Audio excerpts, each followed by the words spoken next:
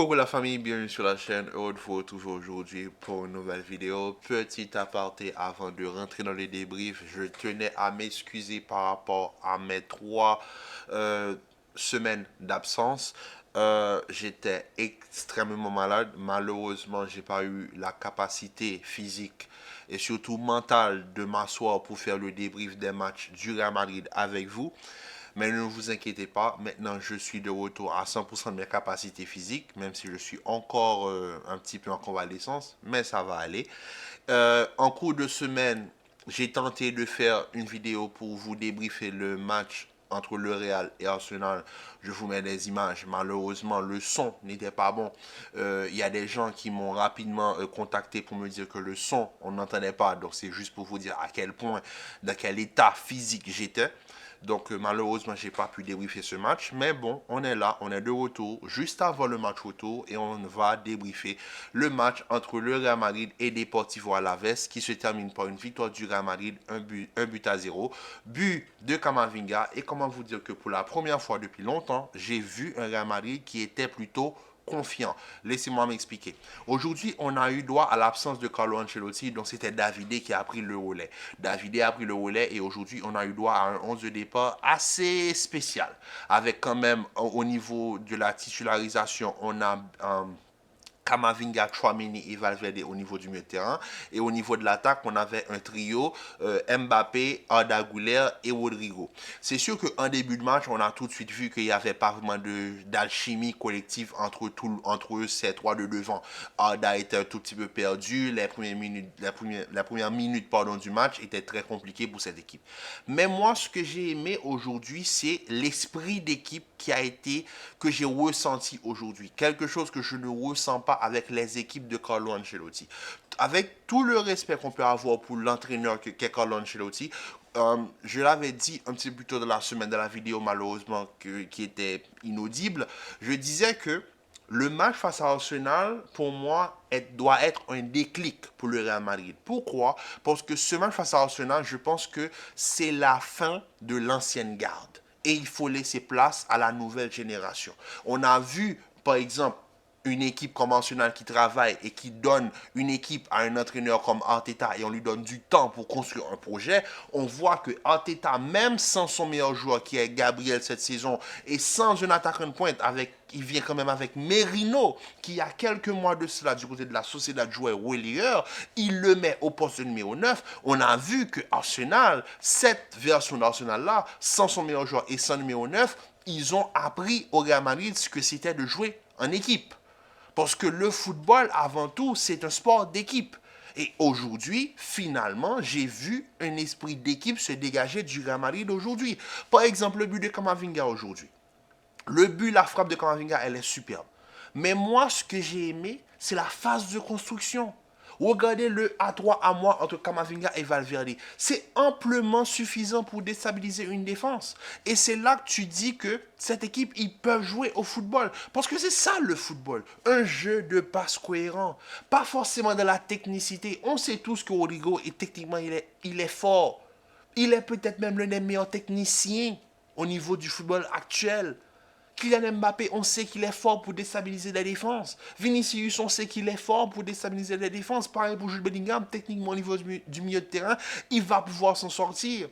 Mais il faut instaurer un jeu collectif. Et aujourd'hui, on l'a vu du côté du Real Madrid, il y a eu ce jeu collectif. Et aujourd'hui, le but du Real Madrid, c'est un but collectif. Le mouvement, les déplacements, le jeu de passe pour déstabiliser la défense, c'est amplement suffisant. Et c'est ce que je demande à Ancelotti, à Carlo Ancelotti, pardon. Mais Davide est plus apte à amener ce jeu-là du côté du Real Madrid que Carlo Ancelotti. Donc on le voit aujourd'hui avec la présence de Davide, même à 10 contre 11 quand Kylian prend ce carton rouge qui pour moi est amplement mérité.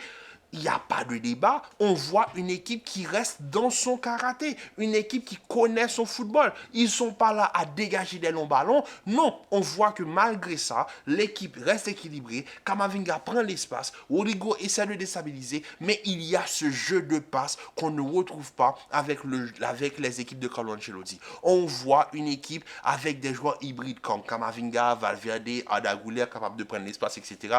Que Kylian a laissé en sortant, en prenant son carton rouge. Mais on n'a jamais vu une équipe qui était vraiment en souffrance. Quand même à 10 contre 11 et que le Real concède certaines occasions, on a senti une équipe sereine. Sereine. Et c'est ça que je veux voir du côté mercredi face à Arsenal. Une équipe sereine. Les changements apportés, l'entrée de Vinicius qui fait extrêmement du bien.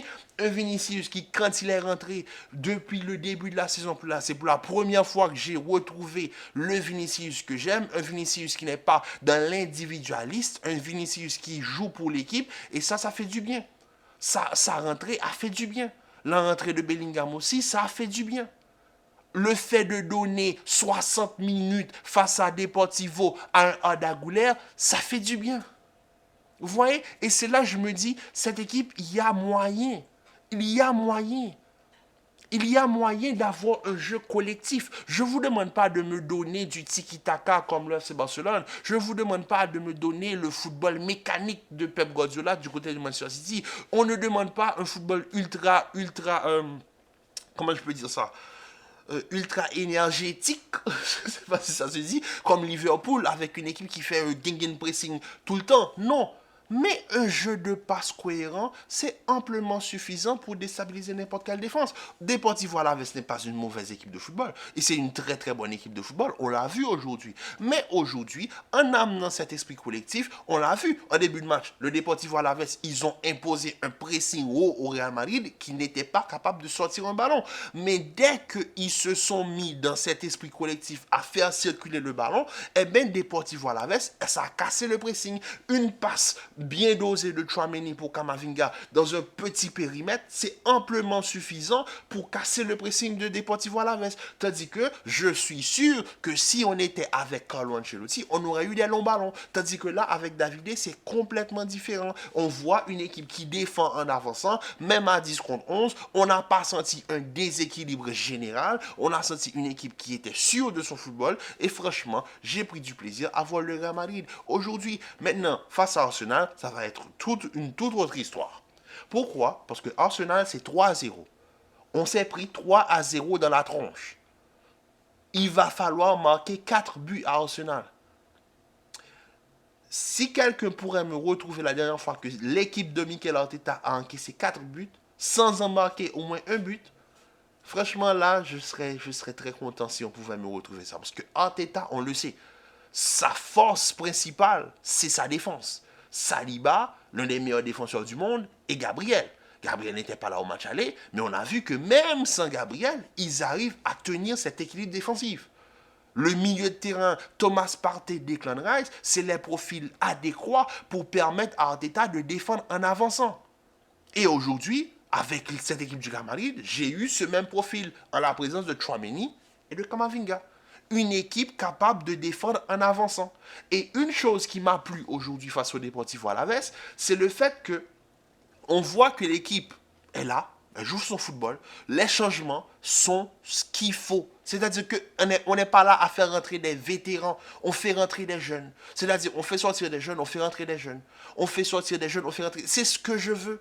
Pas forcément aller tout de suite vers les vétérans, Modric, Lucas. Non, pas forcément. On a du potentiel sur le banc. Il va falloir les utiliser.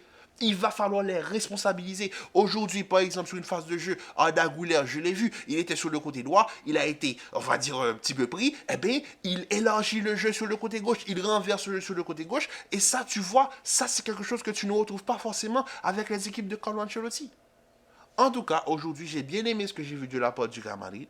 Maintenant, est-ce qu'on aura ce même cas de figure face à Arsenal? Je ne sais pas. Maintenant, on sait tous qu'en mercredi, en Ligue des Champions, au Bernabeu, où c'est obligation de victoire, on sait tous qu'il peut se passer énormément de choses lors de ce match. Donc, on va attendre, on va voir. Même si remonter de 3 buts face à Arsenal, je ne vais pas dire c'est mission quasi impossible. Avec le Real Madrid, l'impossible est possible.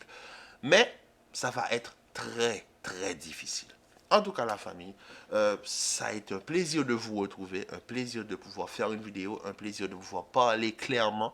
Je sais que certains vont dire que je critique énormément Ancelotti, mais moi, comme je l'ai dit, le match face à Arsenal, pour moi, c'était un signe que l'ancienne garde, elle est passée date. il faut laisser place, il faut donner la responsabilité à un nouvel entraîneur, un entraîneur avec des idées nouvelles, un entraîneur qui peut s'adapter à la modernité que le football est en train auquel le football fait face. On voit qu'on a des entraîneurs audacieux comme Arteta qui viennent face au Real Madrid avec Merino au poste de numéro 9 et qui t'apprennent le football. On voit des entraîneurs comme Luis Enrique qui viennent avec, qui ont transformé Ousmane Dembélé en un buteur vraiment clinique.